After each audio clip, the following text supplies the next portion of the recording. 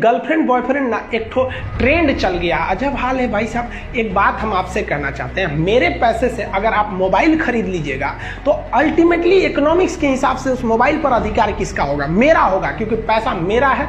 तो आप सोचिए, आप बाप के पैसा से अगर लड़की पटाएंगे तो लड़की किसकी होगी इकोनॉमिक्स के हिसाब से? बाप के लिए। तो लड़कियों को भी कहते हैं कि भाई ऐसा लड़का को मत वैल्यू दो जो बाप की कमाई पे तुमको घुमा रहा है। और लड़कों भी कहते हैं जागो, अगर बहुत शौक है ना गर्लफ्रेंड बनाने का तो अपने पैर पे खड़े हो जाओ। जिस दिन पैर पर खड़े होगे ना उस दिन समझ में आएगा ये सब चीज़ें फालतू चीज़ें होती है। कई लड़के बेचारे का दिल टूट जाता है, उनका शरीर एम्बुलेंस की तरह हो गया है, घायल दिल लेके घूम रहे हैं। अरे फालतू ये सब चीज़ें। जीवन में किसी के लिए आंसू मत बहाइएगा, वो आपके आंसुओं के काबिल नहीं होगा।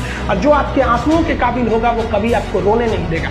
दिल टूट गया, गोली मारो यार, प्यार 24 कैरेट का था आपका, उसी की औकात नहीं थी जो खरीद सके। जिंदगी में कामयाब होने के लिए याद रखिएगा, ये मायने नहीं रखता है कि आपने कितना किया, मायने ये रखता है कि आप कितना कर सकते थे।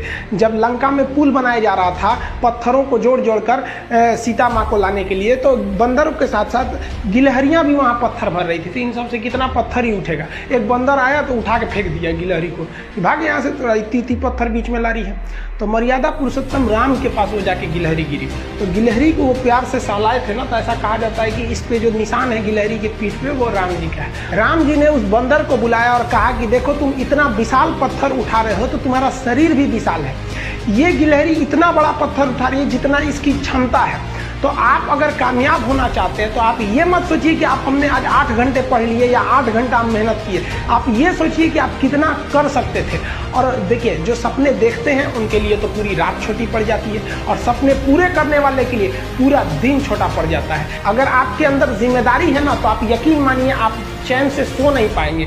जिम्मेदारी ऐसी चीज होती है जो रातों की नींद छीन लेती है। रात में जगने वाला हर लड़का आशिक नहीं होता। पैसा और समय में तालमेल बिठाना बहुत जरूरी होता है। पैसा कहता है कि तू कुछ करेगा तो हम आएंगे, जबकि लोग गलती करते हैं। लोग कहते हैं कि पैसा आएगा तब हम कुछ करेंगे, ऐसा नहीं है।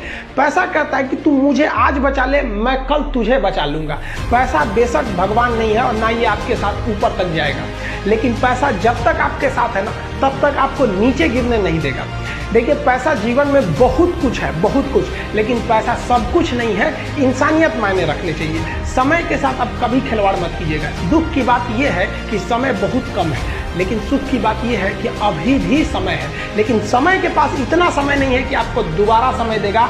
वक्त नहीं लगाइए आपको यह निर्धारित करने में कि क्या करना है, वरना वक्त निर्धारित कर देगा आपका क्या करना है। हम सबकी सबसे पहली जो शिक्षक होती है वो माँ होती है, इसलिए माँ का शिक्षित रहना बहुत जरूरी है। अगर कोई शिक्षित माँ है तो वो कभी भी अपने बच्चे को शिक्षा से दूर नहीं करेगी। मेरा ये हरगिज कहना नहीं है कि जिसकी माँ अशिक्षित है उसका बेटा पढ़ा लिखा नहीं होगा। मेरी माँ आज भी अनपढ़ है, आज भी उससे 1 रोटी मांगते हैं ना तो वो 2 रोटी दे देती है।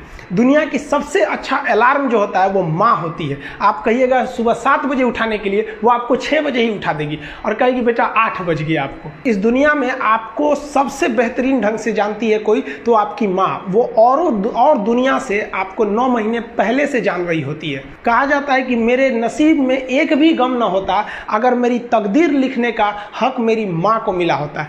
माँ बचपन से पाल के बड़ी होती है। आइए यही ना है छोटका, बड़ा होके क्या बोलेगा? My wife my life. गजब बबुआ गजब। इतना उम्र पे छोड़ दी रहती माई ने तो कुत्ता नोच के खा गया रहता। बड़ा होके कहेगा माई वाइफ माई लाइफ।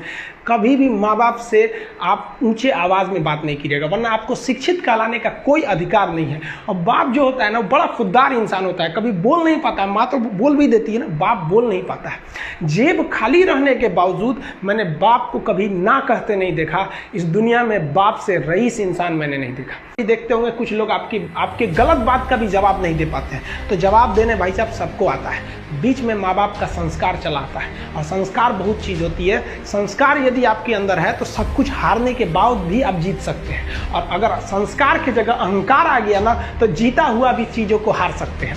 कमज़ोर व्यक्ति ही दूसरे काम का बदला लेता है, लेकिन जो ताकतवर होता है वो माफ़ कर देता है। लेकिन जो बुद्धिमान व्यक्ति होता है वो इग्नोर कर देता है, नज़रअंदाज कर देता है और बच के निकल जाता है। क्योंकि अगर कोई व्यक्ति आपको पहली बार धोखा दिया तो इसमें उस व्यक्ति का गलती है, लेकिन वही व्यक्ति अगर दोबारा धोखा दिया तो इसमें आपकी गलती है। सबसे समझदार होके चलिए, और मिजाज में कुछ सख्ती भी रखिए। लोग पी जाते अगर समंदर खारा नहीं होता तो थोड़ा सा सख्ती भी बना के रखना चाहिए। इस दुनिया के कुछ दस्तूर हैं, आप किसी के लिए कितनी भी भलाई कर दे वो याद नहीं रखेगा, ये दुनिया का दस्तूर है। और आपकी गलती को कोई भूलेगा भी नहीं, इसे आप बुरा नहीं मानिए, ये दुनिया का दस्तूर है, इसे आप चेंज नहीं कर सकते। जैसे सूरज पूरब से निकलता है वैसे ही ये चीजें होंगी।